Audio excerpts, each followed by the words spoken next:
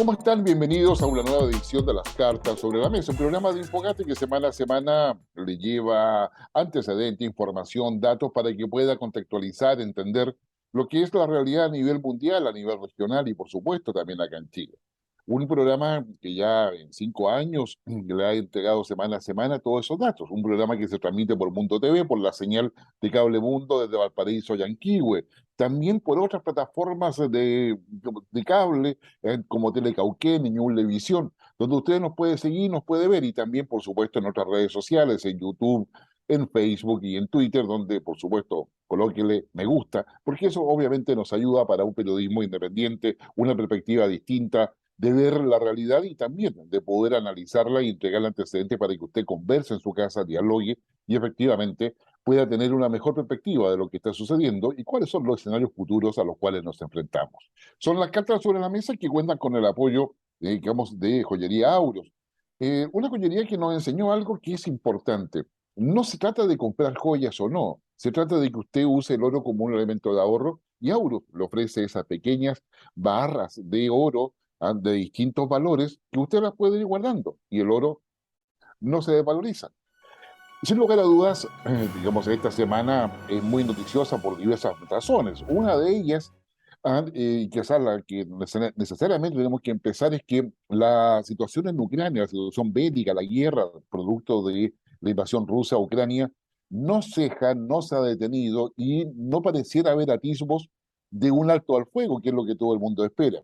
Y efectivamente, lo que ha hecho Rusia es intensificar los bombardeos. Es cierto, se retiró de algunas ciudades, ¿vale? Pero ahora la propia Ucrania está evacuando esas ciudades, porque no tiene capacidad de entregarle alimentos, no tiene capacidad de respaldar la logística que sostenga la vida humana en todas esas zonas. Y lo que ha hecho Rusia es tener objetivos muy concretos que dañan la infraestructura de Ucrania. Eso significa, y para que usted lo tenga claro, porque usted a lo mejor hoy día acá en el lugar donde usted se encuentra en Chile tiene calor, estamos en verano. Y en Ucrania están entrando al invierno. Ya en pleno invierno están con algunas ciudades con -10, -12 grados, -8 grados, -3 grados, pero como sea, mucho frío. Y no tienen calefacción y todas las fuentes de energía que han sido bombardeadas por Rusia, lo cual, digamos, significa que Rusia está utilizando el clima a su favor, ¿vale? Y generando claramente una complicación mucho mayor, digamos, a Ucrania. Una Ucrania que sigue pidiendo ayuda, tanto Estados Unidos, la Unión Europea la han seguido, digamos, cursando recursos no solamente militares, sino que también financieros. Recuerden ustedes que hay ciudades o partes de Ucrania donde no hay alimentación, todas las partes que están cerca del frente de guerra o de confrontación entre Rusia y Ucrania son partes que no tienen muchas dificultades para alcanzar el alimento, para que llegue la línea de abastecimiento a todos esos lugares y eso constituye una preocupación. Pero también constituye una preocupación el incremento de armamento que tiene Ucrania, las, eh, la baja en las reservas de ese armamento en países de Europa, lo que está llevando a que haya un incremento importante en la compra de nuevos sistemas de armas. Y aquí entran nuevos países a poder ser quienes ofrecen justamente estos sistemas. Es el caso de Corea del Sur, que ha incrementado considerablemente su oferta de armamento a raíz de la demanda de países europeos. Es el caso de Japón, digamos, es el caso de Turquía, que van generando una nueva realidad que una vez que termine, o por lo menos haya un alto al fuego en esta guerra, vamos a tener una curva ascendente de aumento de armas en términos de los países y también de tecnología, es decir, un aumento de la letalidad de todas esas armas. Pero también significa un incremento importante de lo que es el tráfico de armas. Un tráfico de armas que va a llegar a África, va a llegar a una parte de Medio Oriente, va a llegar a otra parte de América Latina. Y eso significa un incremento también de las actividades del crimen organizado a nivel global en sus distintas expresiones. Y eso, sin lugar a duda, constituye un elemento que es necesario tener, digamos, tener presente.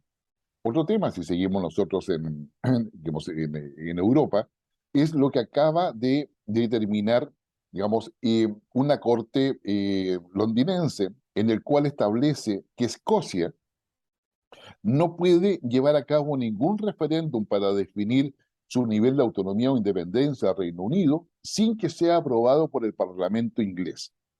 Esto constituye, es una noticia que estamos grabando nosotros el día jueves, ya el día de ayer miércoles se dio a conocer, pero esto va a colocar un conflicto adicional en lo que es la gestión del recientemente designado primer ministro inglés, que no solamente tiene que luchar contra la inflación, con la presión ciudadana, contra la necesidad de hacer creíble un plan económico que lleve a un Reino Unido que ya no está con la Unión Europea, pero que le lleve a un camino de prosperidad, y de por lo menos que pueda salvar la crisis, con una crisis que también está marcada por el invierno en toda esa zona del planeta. Consecuencia, tenemos ahí una serie de temas que uno debe considerar, porque a eso debemos sumar lo que fue la declaración del Parlamento Europeo en términos de establecer que Rusia pasa a ser considerado desde hoy día un Estado terrorista. Esto significa que en esa calidad las sanciones de los países europeos a Rusia van a aumentar o se van a ampliar, y profundizar, por supuesto. Y en esa perspectiva, lo que busca esta declaración del Parlamento Europeo, de la Unión Europea, digamos en concreto, es poder aumentar el grado de aislamiento a Rusia como una forma de presión para que Rusia se siente a negociar un alto al fuego. Es decir, la apuesta que hoy día tiene el G7 y Europa, y Estados Unidos, por supuesto, entre medio, es que Rusia quede completamente aislada del sistema internacional. Y esta declaración va a ser un elemento de negociación y de presión que se va a instalar también eh, con, con, con China, ¿no es cierto?, y con India, cosa que efectivamente supone y va a suponer qué sé yo, establecer una nueva fórmula para poder mirar cuál va a ser realmente el rol que quiere jugar China. Una China que volvió a confinamientos, ya tiene nuevos muertos por el COVID, hace meses que no tenía, y que van dejando en evidencia que el pragmatismo de Xi Jinping pasa a ser probablemente el elemento más esencial de todo lo que hoy día China está haciendo y de lo que pretende realizar a futuro, y donde un elemento esencial es la relación con Rusia, aparte de bregar con los temas internos, que no solamente es el COVID. Recordemos que el cierre de ciudades significa cierre de industrias.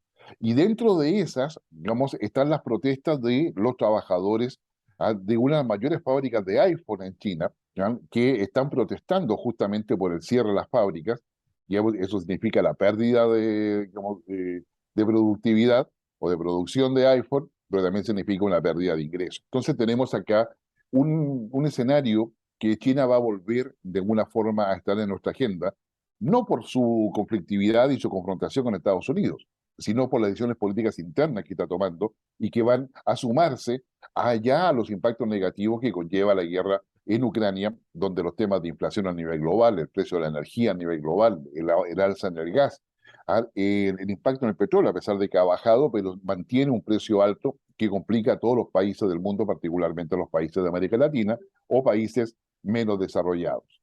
Entonces, ahí yo creo que tenemos un problema que es concreto y que nos hace difícil poder mirar que haya buenas noticias la próxima semana en Europa y buenas noticias también con lo que pueda suceder en la guerra con Ucrania.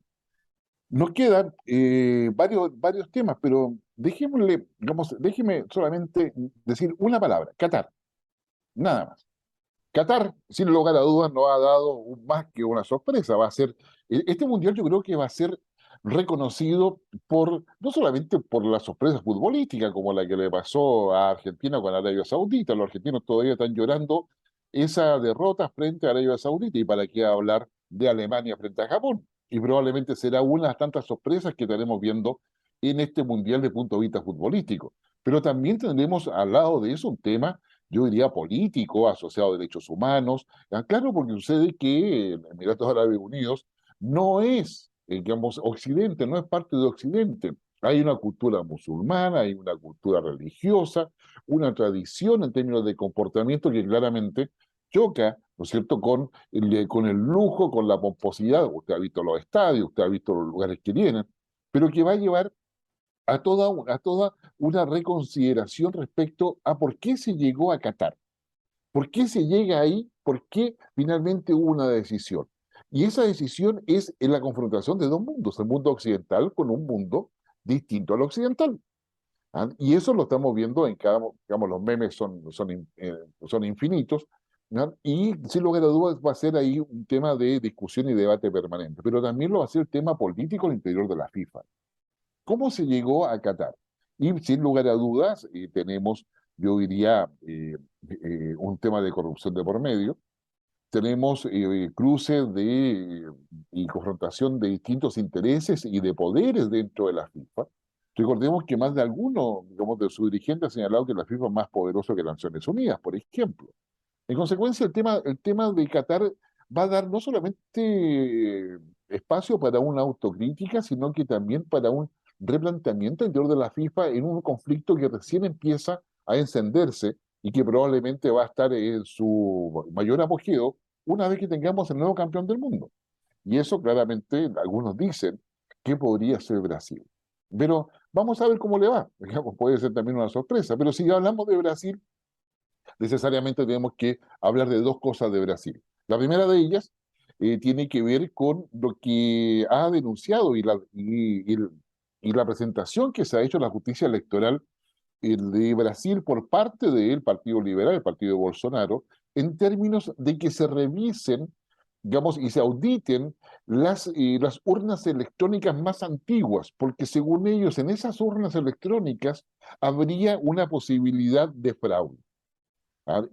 Ahora, usted dirá, pero son las mismas urnas electrónicas que se usaron en la primera vuelta. Consecuencia, ¿cómo es posible que en tan pocas semanas estas urnas electrónicas hayan fallado o hayan sido manipuladas?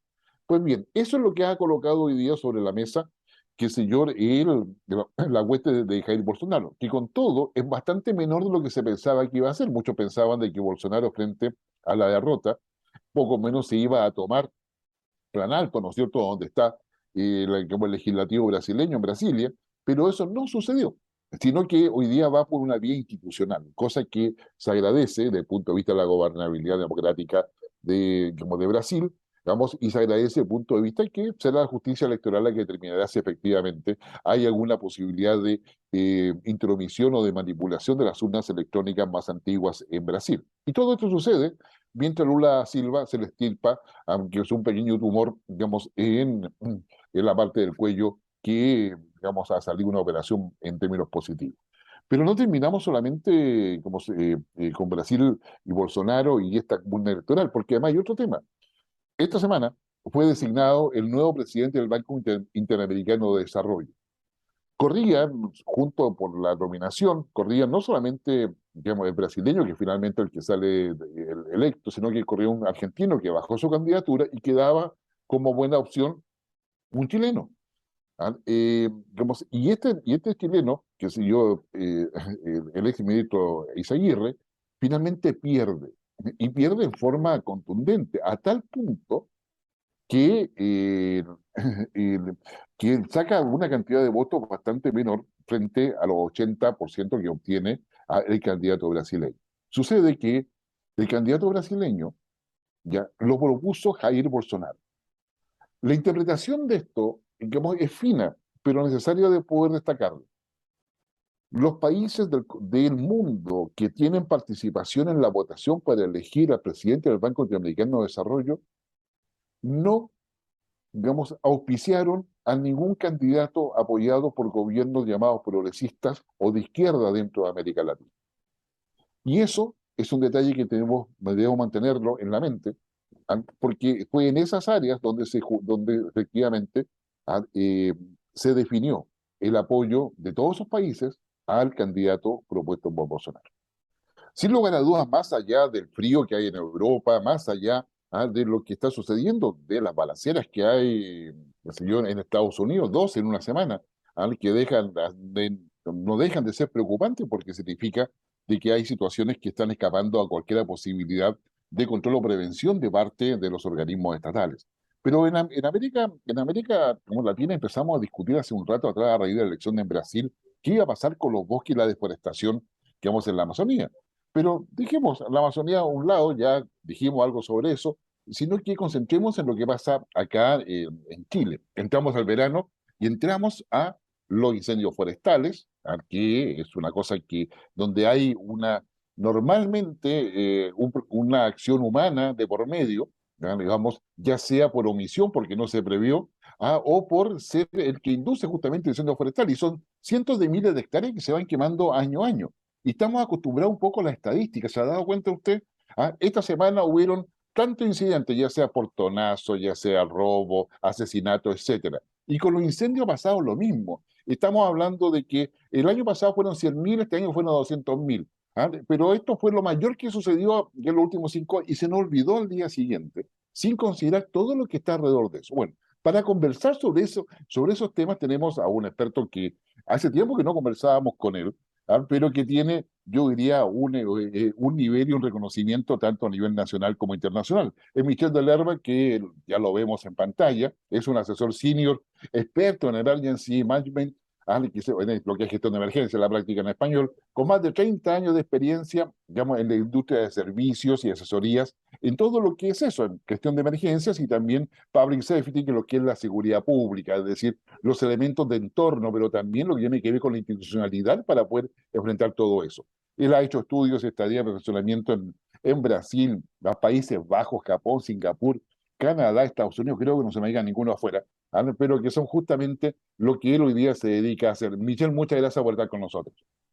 Guillermo, muchas gracias por esta posibilidad, por encontrarnos nuevamente y conversar sobre temas que son tan contingentes, tan importantes, pero también globales, porque como tú señalabas, no solamente a nivel mundial, también en nuestra región, y de una u otra manera cada uno de estos elementos van construyendo un contexto muy complejo. Hablamos desde la migración, hablamos no como un problema en sí mismo, sino que el cómo se maneja la migración por parte de los diferentes países y en la región. Estamos hablando de cambio climático, lo que tú estás señalando, entre otras cosas, incendios forestales, tiene una relación directa, en el caso nuestro, más bien con la propagación de los incendios forestales, la situación interna de seguridad pública que nos aqueja y por lo tanto, eh, ver el bosque básicamente también implica comprenderlo en su totalidad y con cada uno de estos componentes, que tiene componentes obviamente globales, componentes regionales, y también hay elementos de orden nacional. Y bueno, uno de ellos tiene que ver con lo que ha ocurrido con los incendios forestales en las últimas décadas y cómo también en la última década esto ha ido cambiando se ha ido configurando un fenómeno que requiere ser visto y que probablemente es parte de lo que vamos a conversar hoy día. Exact- Exactamente, porque en el fondo, o sea, he mirado las cifras, he leído lo que tú has escrito, que tú llevas una buena estadística sobre todo eso, y a mí me sorprende la cantidad de miles de hectáreas. Antes eran, no sé, 50.000 hectáreas, y de repente pasamos a números de 150.000, 250.000 hectáreas, considerando además de que Chile es un país portador de recursos forestales. Es decir, como, por lo tanto, no es Exacto, menor.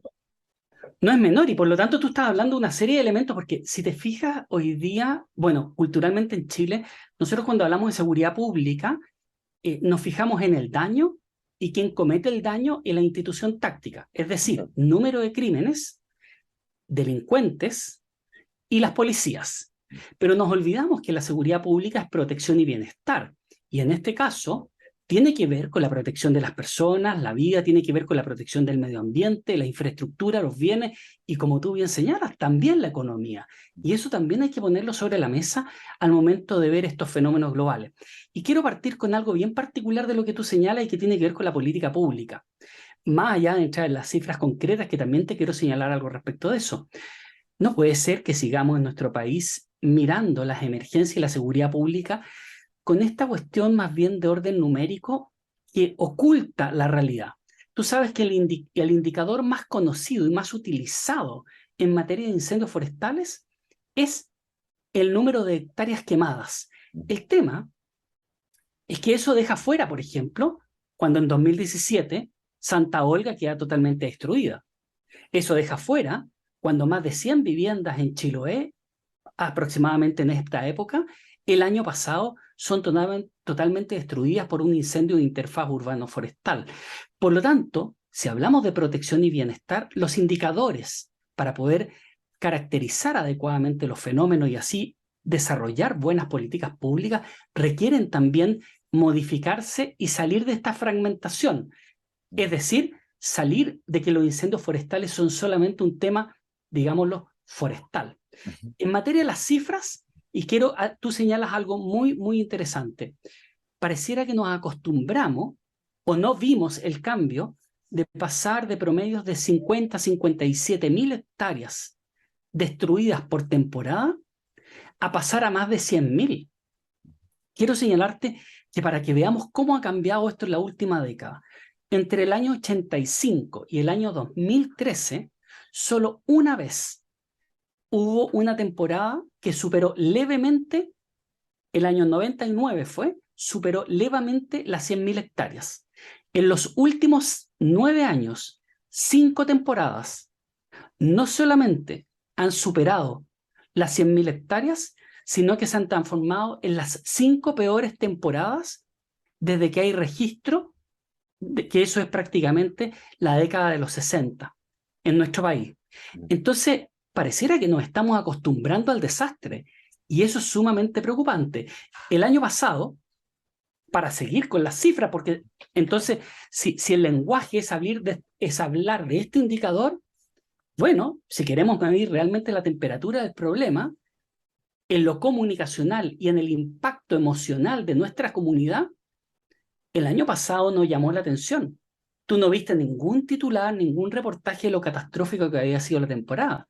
Pero el año pasado, quiero contarte que fue la tercera peor temporada desde aproximadamente 1980, o ya a esa altura, digamos, desde que se lleva registro en la década de los 60. La tercera peor temporada y llegamos a un punto en el cual ni siquiera fue noticia. O sea, de hecho, hoy día tampoco es noticia. Yo, hoy día, a raíz de otras razones, por ejemplo, hoy día en el que estamos conversando, hay alrededor de 30 focos de incendio entre la cuarta, digamos, y la séptima región, pero octava región, digamos, de distinta índole. Digamos, solamente en la región de Valparaíso hay más de 10 simultáneos, de distinta cuantía. Y eso hoy día no es noticia. Y sucede que eso, y te cuento mucha razón lo que tú dices, claro, uno puede hablar que la cuantía, la cantidad de incendios, etcétera, pero el impacto que tiene en el entorno social, en el entorno laboral, en el entorno de las personas, en Así términos es. de las condiciones de seguridad, es catastrófico. Yo me acuerdo de Santa Olga, la cantidad de que yo conversé con gente de Corman en aquella oportunidad, la cantidad de gente que quedó sin nada, absolutamente sin nada, y donde recuperar su forma de vida no es que tú la lleves a la ciudad porque eso no es su hábitat natural. Que sí, en fin, hay una serie de, digamos, de problemáticas que se incrementa con el cambio climático, se incrementa con muchas otras variables, pero pareciera ser que el Estado no está dando respuesta adecuada o una política pública adecuada para poder abordar esta problemática integralmente. Bueno, lo que tú señalas también es muy importante porque hablas además de Estado. Habitualmente nosotros, y lamentablemente, cuando hacemos estos comentarios se suele hablar de gobierno, pero cuando estamos hablando, entre otras cosas, que esta realidad se ha hecho muy crítica en la última década, ya no estamos hablando de algo que uno podría tener una suerte de esperanza o casi pensamiento mágico o solución mágica en un gobierno siguiente. Estamos hablando de que hay algo que es más bien de orden permanente respecto de la política pública. Tú mencionas las cifras y hemos comentado el tema de las noticias. Región del Maule, en este momento, al día de hoy, a igual fecha del año de la temporada pasada, tiene más del 2000% de superficie destruida por incendios forestales y eso no es noticia. 2000%, Guillermo, quiero decirte que esa cifra, cuando uno la dice, este tipo se equivocó. Y te voy a decir exactamente porque tengo abierto aquí, dice más del 2018%. Si nos fuéramos al quinquenio, es decir, al promedio de los últimos 5 años, estamos hablando de que esa cifra es del 2.394% más de superficie destruida en la región del Maule comparado con igual fecha en el último quinquenio. Entonces, más allá del número, ¿cómo nos estamos sensibilizando nosotros como comunidad? ¿Cómo se están sensibilizando nuestras autoridades? Desde los municipios hacia arriba. Hoy día gobernaciones, delegaciones presidenciales, gobierno central. Esto deja de ser un problema meramente abordable por la CONAF. Cuando estamos viendo que, insisto, durante los 9 años, 5 temporadas o 5 años han batido récord a nivel nacional desde que se lleva registro, que es la década de los 60, en materia de destrucción de superficie. ¿No? Y yo, o sea, eso me parece francamente, o sea, realmente abismante la cifra y el impacto negativo que eso tiene, digamos, claro, mucha gente quizás no lo percibe directamente, pero estamos frente a un problema que yo veo, digamos, la ONEMI acaba de cambiar de nombre, Ricardo Toro, su director en los últimos años, ha dejado el cargo porque tiene que ser suplido por otra persona. Supuestamente la nueva oficina, la nueva estructura, digamos, del Estado para poder enfrentar todo eso, sería suficiente. Yo, en mi opinión personal, yo creo que no, porque es la continuidad de la ONEMI. ¿Ah? Y sucede que acá digamos, seguimos con el compartimentaje, pensando que el incendio solamente es de CONAF, ¿ah? Que sé yo, si hay muchos asesinatos en la PDI, si hay muchos robos Sí. carabineros, ¿ah? Que sé yo, y la municipalidad a ver si acaso nos puede ayudar si hay un terremoto, pero la verdad es que este compartimentaje me parece que no se supera mucho o no es muy alentador el futuro en términos del manejo de desastres. Bueno, es como lo que tú señalas, ¿no? Es como pensar que cuando se incendia la casa en un barrio, el problema es de los bomberos. La verdad es que si uno lo mira desde el punto de vista social, ahí tú tienes una familia que pierde los cuadros, que pierde la fotografía, más allá de lo material o el valor económico, hay ciertos elementos que son absolutamente irreemplazables, entre otras cosas, el impacto emocional que hay ahí. Ahora, quiero señalar lo que tú indicas respecto al proyecto de ley de la ONEMI o la nueva ONEMI, básicamente, que con cierto grado de publicidad se ha comunicado en las últimas semanas. Yo coincido contigo. La verdad es que la solución no va a estar ahí porque, y quiero tomar tus palabras, efectivamente, este servicio es la continuidad de la ONEMI, pero quiero ir más allá del hecho simbólico, quiero ir a lo concreto. Efectivamente, y lo lamento mucho, el modelo de gestión no se cambió. Debo decirte además que los modelos de gestión a nivel internacional son desde la base hacia arriba, comunidad organizada, entrenada, debidamente encadenado con sus gobiernos o administraciones locales, y así sucesivamente hacia arriba. Los niveles centrales van en apoyo, no en reemplazo de los niveles locales. Por lo tanto, uno podría decir, ¿eso se da en el nuevo proyecto de ley? O sea, o en la nueva institucionalidad que ya empieza a regir. No, no se da. Ahora, eso podría ser una opinión absolutamente subjetiva y yo tendría que entrar a explicar latamente las cosas, pero voy a dar un ejemplo que es bastante concreto. Debo darte un ejemplo, además, que a mí me tocó personalmente advertirlo durante la discusión del proyecto de ley. No solamente en redes sociales, sino que directamente al Ejecutivo y al Legislativo. Hace algunos años se discutía la institucionalidad de los gobernadores. En ese momento, yo posteriormente me fui a trabajar a Estados Unidos por un año, por lo tanto, dejé un poco ese tema y volví para la pandemia. Pero antes de irme, yo hice presente. Los gobernadores deben incorporarse a este proyecto de ley con claridad en materia de dónde encajan el rol, las funciones, las responsabilidades y deben tener además recursos y competencias. Bueno, hoy día, primero, se mantienen estos famosos COE, estos suertes de comité. Seamos de base que ninguna organización en el mundo, su ámbito ejecutivo, se administra bajo un comité. Son todas organizaciones que tienen compartimentos, o sea, son funcionales, tienen jerarquizaciones, etc. Bueno, en este caso, tú me vas a creer que el gobernador ingresa a este comité regional en la misma calidad que ingresa un Ceremi. O sea, no ingresa al comité como una autoridad empoderada con una función clara, por ejemplo, de tomar ciertas decisiones. Eso, y yo lo dije cuando volví de Estados Unidos el primer año de pandemia, a mí me preocupó mucho y mandé algunas minutas señalando que aquí estábamos construyendo un conflicto por diseño institucional y un conflicto político por diseño institucional en un momento que sabemos que va a ser crítico. Es decir, la autoridad más votada de la región pongamos un ejemplo, va a llegar un incendio forestal grande o en un terremoto grande, se va a sentar en un comité donde quien decide básicamente es una persona que es el delegado presidencial. Imagínate el nivel de eh, legitimidad. competencia que hay ahí, de conflicto que se genera en un momento dado altamente crítico, donde el delegado presidencial, honestamente, le responde al presidente de la República, pero el gobernador regional le responde a sus votantes. Es sumamente complejo. Y ahí tú tienes un ejemplo concreto de cómo el discurso de la descentralización no existe, básicamente en esta nueva institucionalidad.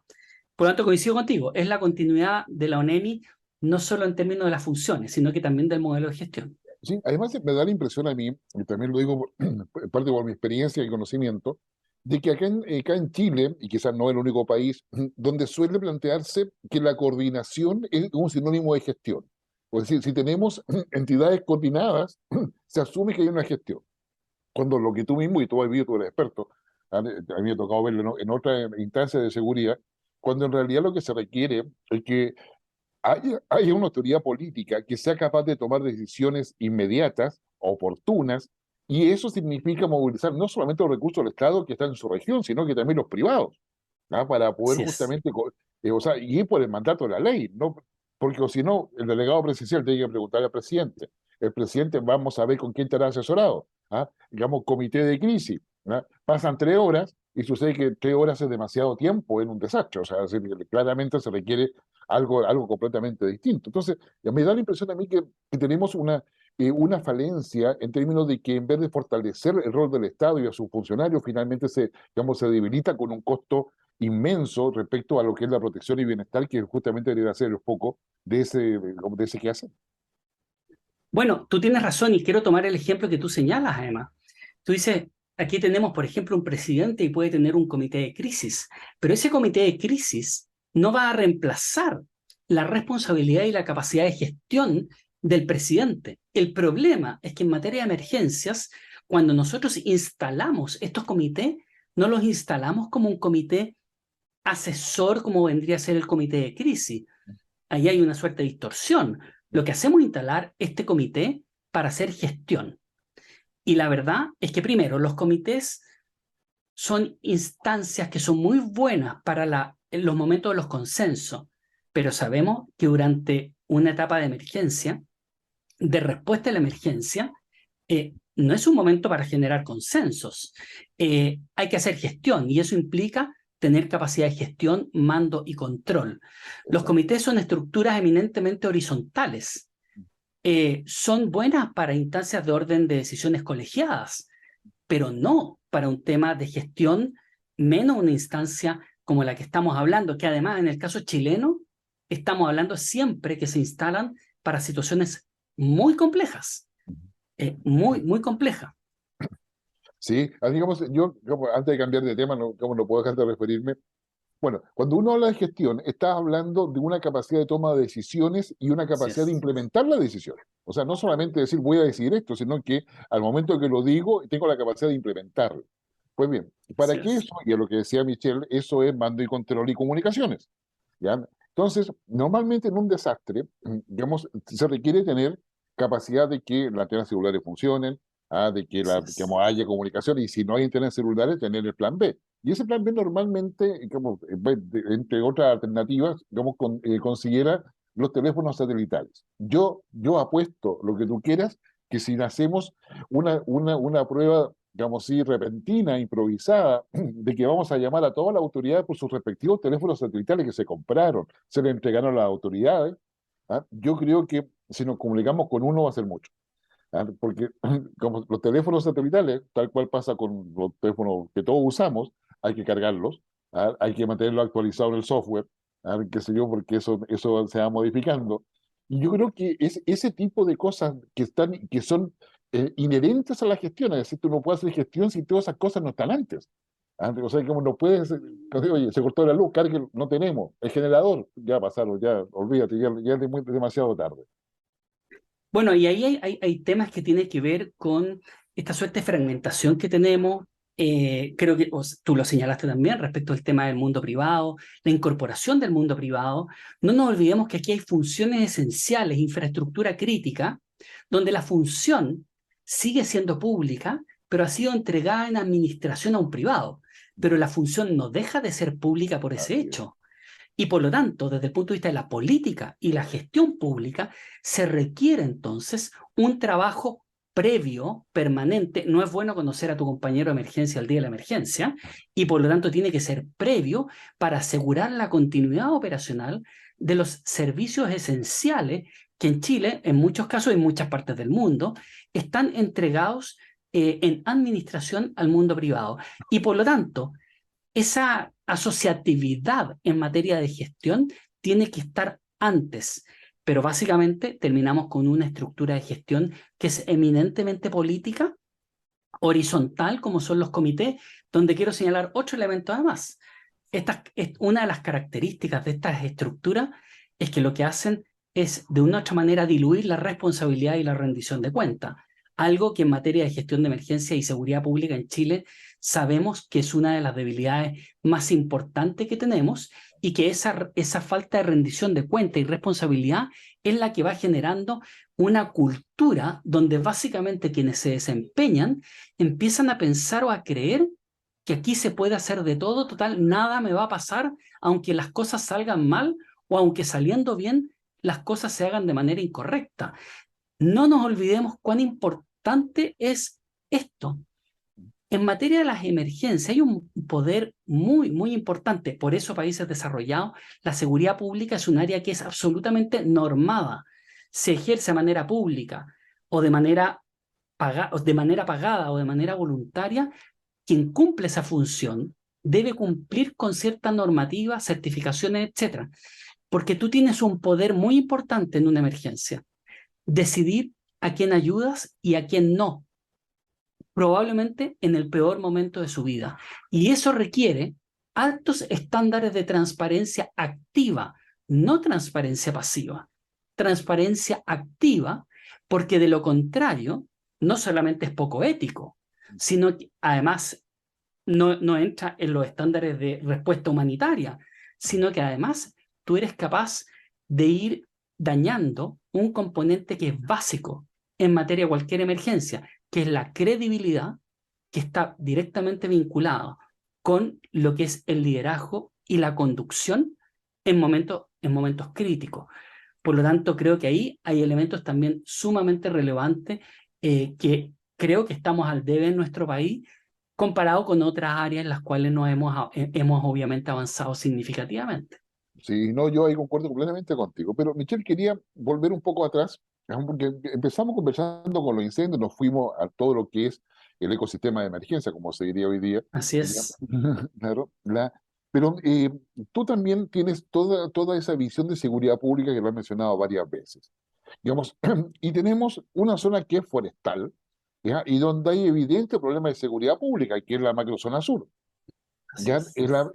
digamos, y donde hay ya dicho por el propio gobierno terrorismo, tenemos delincuencia organizada, crimen organizado, hay robo de madera, tráfico de madera, ¿ah? Y cuando hablamos de tráfico de madera no hablamos que se llevan un tronco al hombro, estamos hablando de Así camiones y es. camiones, ¿ah? Y buques que además, no sé cómo se los llevan a otros países. O sea, vale decir, hay buques que atracan en el litoral de la región de la Araucanía, hay transporte, hay logística, hay una serie de cosas.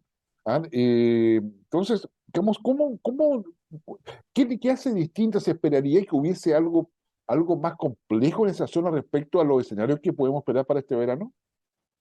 Sí, la verdad es que lo personal a mí me preocupa bastante la situación. A ver, hay una situación general país que tiene que ver con que, primero, las condiciones las conocemos. Es decir, una vez que se inicia un incendio, sabemos que hay condiciones que van a ser muy relevantes, pero esas condiciones no han cambiado en los últimos 10 años, se han mantenido.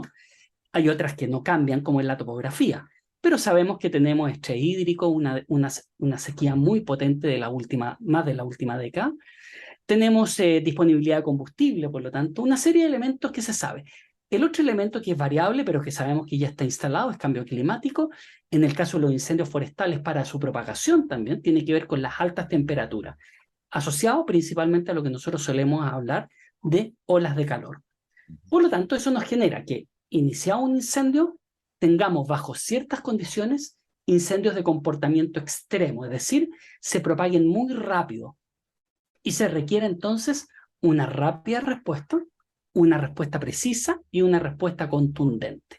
Eso básicamente diríamos es para el país en su conjunto. Ahora, en materia de lo que a mí en lo personal me preocupa y algo que me parece que no se ha discutido en materia de incendios forestales y que requiere entonces una mirada con lupa es la región de la Araucanía, incluso más que la de Biobío. La de la Araucanía yo te diría que es claramente preocupante. Es que yo te diría que desde el año 2018, digamos, la temporada 2018, se ve un incremento en la cantidad de hectáreas por incendio. Es decir, estamos hablando de que mientras en otras regiones, si la temporada es muy mala, ok, tenemos menos hectáreas quemadas por incendio. Si la temporada es muy buena, tenemos menos hectáreas quemadas por incendio. Si la temporada es muy mala, tenemos más hectáreas quemadas por incendio. Sin embargo, en el caso de la Araucanía me llama mucho la atención porque hemos pasado, mira la cifra, hemos pasado desde el año 85 más o menos, a que por cada incendio se quemen aproximadamente un promedio de poco menos de 10 hectáreas. Sin embargo, desde 2013 en adelante, pero se ha hecho aún más claro desde el 2018 en adelante, estamos hablando de que ese promedio ha subido de poco menos de 10 hectáreas al doble. 21, o sea, un poco más del doble, 21 hectáreas por incendio.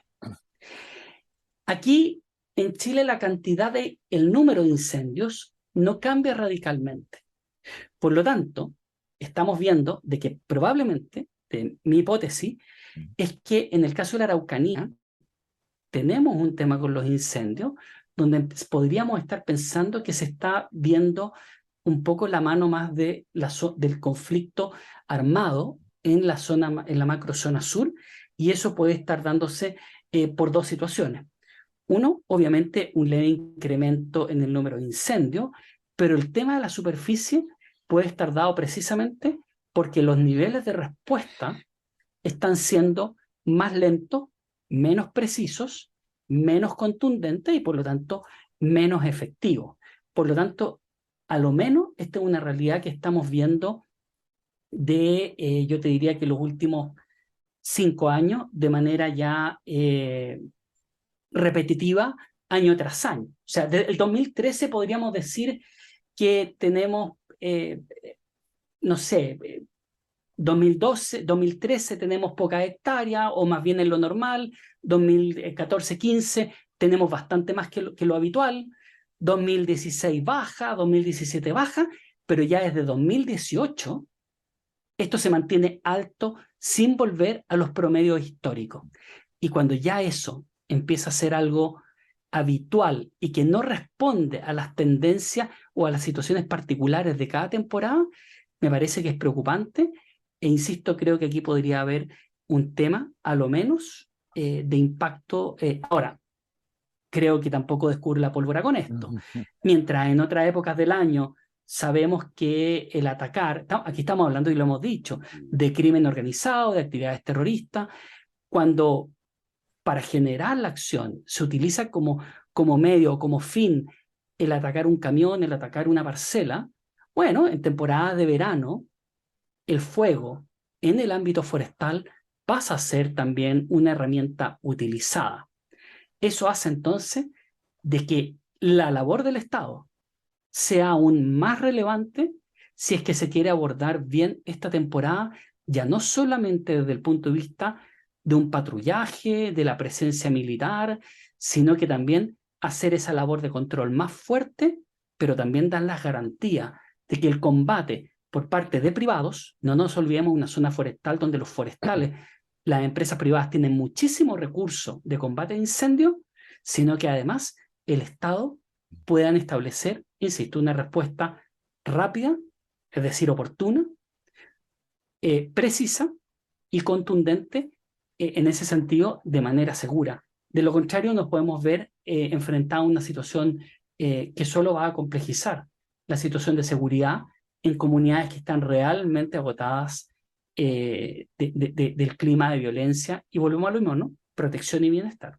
Exactamente. Ya, quisiera preguntarte, Michelle, digamos, y aprovechando tu estada en Estados Unidos, ¿ah? Donde hay toda una estructura, la conocemos, pero yo diría que Estados Unidos también ha ido avanzando en desarrollar nuevas formas de gestión. Es decir, yo quiero, digamos, concentrarme un poco en lo que uno tiene en la mente, ¿ya? Que en los meses entre abril y agosto empieza a ver en las noticias los incendios inmensos que hay en Estados Unidos, que afectan a la población, como tú lo llamas, la interfaz entre lo que es el forestal y la ciudad. Urbano-forestal. Claro, urbano forestal. Y ahí uno ve la cantidad de hectáreas. Australia hay otro ejemplo que también ha sido recurrente en las imágenes. ¿Cuáles las lecciones que tú sacarías para países como los nuestros del despliegue que se hace allá? Porque la verdad es que hay un despliegue que empieza con todos los organismos profesionales, luego se va sumando la Guardia Nacional, ¿verdad? Luego Así se van, es. luego por ley, digamos, incluso todo lo que tengan recursos privados se suman a todo eso. Qué sé yo. ¿Cuáles son las lecciones que sacan? Porque ellos con toda esa capacidad finalmente, han tenido que evacuar ciudades, cosa que acá en Chile todavía no hacemos. No hemos evacuado, digamos, eventualmente pueblos, o qué sé yo, caseríos, pero no ciudades. ¿Qué lecciones tú nos podrías transmitir de esa experiencia? Lo primero es que tú hablas de sistemas que, por modelo, son sistemas cuyo modelo de gestión es integrado. Por Exacto. lo tanto, básicamente, estamos hablando de que el foco es la protección y bienestar de la comunidad, de los bienes, la infraestructura, del medio ambiente y la economía. Esas son las prioridades que guían el accionar de estos modelos. En el caso nuestro es fragmentado, por lo tanto, cuando hablamos de incendios forestales, estamos hablando de que prácticamente pareciera ser un problema principalmente de la ONEMI, una corporación, Mm. además, porque no nos olvidemos que llevamos ya más de una década discutiendo la creación de un Servicio Nacional Forestal. Por otra parte, tenemos una ONEMI eh, debilitada además en términos de credibilidad y liderazgo, que es algo que no debe olvidarse. El liderazgo es clave en materia de cualquier crisis y emergencia. Y además tenemos un concepto donde me pareciera que no comprendemos adecuadamente que las emergencias son un componente de la seguridad pública. Eso como desde el punto de vista modelo. Claro. Quiero señalarte, de hecho, que el proyecto de ley, no sé si en los últimos meses se habrá cambiado, pero el proyecto de ley que se discute en el Congreso respecto al Ministerio de Seguridad Pública, curiosamente, para que tú veas cuánto se refleja nuestra cultura en esta institucionalidad. ¿Tú sabías que no se contempla a la ONEMI o nueva ONEMI dentro del Ministerio de Seguridad Pública? Eso es impensable en cualquier parte del mundo. En lo cotidiano, yo querría señalar que un número único de emergencia o un sistema número único de emergencias es eso, no es un número policial, es un sistema número único de emergencia y por lo tanto es parte de la seguridad pública. Ahora, quizás en lo concreto, yo diría que hay ciertos elementos. Uno, nos hemos demorado en cambiar la configuración de combate. Efectivamente, requerimos mayor rapidez, mayor precisión, pero también mayor contundencia. Y por lo tanto, algo que en lo personal me tocó plantear antes de los grandes incendios del 2017, de hecho me tocó plantearlo incluso el 3 de enero del 2017, 2 semanas antes de que quedaran los grandes incendios en la zona centro-sur. eh, Nos falta cambiar configuración de combate y pasar de una configuración que ha estado principalmente su corazón en aeronaves pequeñas y medianas a aumentar fuertemente la musculatura en aeronaves más bien pesadas, pero versátiles. No estamos hablando del supertanker, pero estamos hablando de aeronaves de descarga de 10.000 litros a 15.000 litros aproximadamente. Creo que hay un tema que se ha discutido poco, que también me ha tocado, para que veamos el tiempo. Yo el otro día revisaba y si mal no recuerdo lo había planteado alrededor de 2016 o antes de los grandes incendios en 2017, combate aéreo nocturno. Tú me señalabas el tema de Australia. Por ejemplo, en las noches no se recomienda o no es adecuado el combate terrestre, porque es muy riesgoso por razones obvias, sobre todo en topografías como la nuestra. No estamos hablando tampoco de incendios en zonas planas. Entonces, ¿qué es lo que ocurre? Con el tema de las altas temperaturas, el cambio climático, la oscilación térmica entre noche y día es más baja. Mejor ejemplo que todos estos días los canales de televisión han estado señalando cuál es la temperatura o la mejor temperatura para dormir. Ya de cierta temperatura para arriba es más incómodo. Bueno, Exacto. tú consultabas sobre el tema de Australia, pero también en Estados Unidos está el tema del combate aéreo nocturno.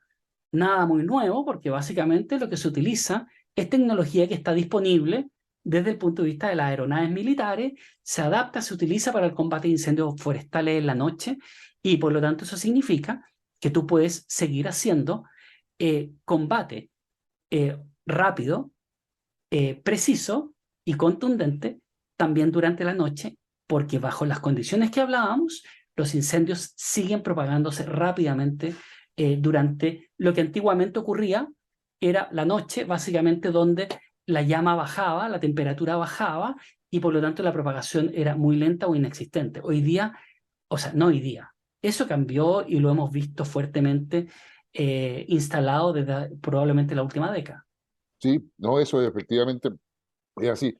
Hoy día la gente que está encargada de emergencia a nivel municipal o a nivel regional está muy contento porque hay coordinación. ¿Ah? Yo le decía en algún minuto conversando con ellos que bueno, eso es un gran avance, sin lugar a dudas. ¿Ah? Pero la coordinación, como decíamos, no reemplaza la gestión. Y Así ahí es. tenemos el problema en la toma de decisiones. Eso lo hemos vivido y fue una lección aprendida del terremoto del año 2010, que la toma de decisiones Así es es. el tema. Puedes tener todo lo demás, pero si no hay decisiones, no hay posibilidad alguna de poder avanzar digamos, en todo eso. Michelle, ¿qué quiere que diga? Pues agradecido. No sé si quieres decir alguna cosa al final para ir cerrando. El tiempo se nos va, pero volando. Sí, no, Guillermo, muchas gracias por esta conversación. Solamente señalar e insistir, las emergencias son un componente de la seguridad pública es protección y bienestar, y la verdad es que no hay que reinventar la rueda. Lo que hay que hacer es generar la voluntad política para poder hacer los cambios que se requieren, porque lamentablemente las resistencias al cambio son muy fuertes, y ahí es cuando hoy día, existiendo la técnica, existiendo la tecnología, los modelos de gestión, existiendo incluso los recursos económicos, la verdad es que entonces la resistencia al cambio requiere de autoridad y liderazgo para poder establecer cambios que la verdad es que demanda nuestra comunidad, no solamente los incendios forestales, estamos hablando también de toda la problemática que tenemos de seguridad pública en nuestro país. No, y eso no, totalmente de acuerdo contigo, Michelle, así que muy agradecido por tu mensaje, muy agradecido por tu disposición y gentileza para estar con nosotros en esta oportunidad. Así que espero que volvamos a conversar para ver cómo vamos en esta tendencia que no se ve digamos, muy positiva en términos de desastres en lo que nos espera de aquí en adelante. Así es, esperemos que se arregle y esperemos que nuestras autoridades, porque, insisto, el liderazgo, es el uso de la autoridad precisamente para generar los cambios. Ojalá que nuestras autoridades reaccionen de acuerdo al nivel de la crisis y el nivel de cambio, pero también debemos asumir que cuando llevamos un déficit de tantos años en una situación de crisis que ha ido escalando, también debemos fijar las expectativas en términos de que las soluciones mágicas no existen. Pero insisto, no hay que reinventar la rueda. Totalmente de acuerdo. No revintemos la rueda. Te agradecemos, Michelle. Muchas gracias por todos. Nos veremos en una próxima oportunidad. Y para usted, que nos sigue semana a semana, un tema: los desastres, la no reinvención de la rueda, pero básicamente bienestar y protección.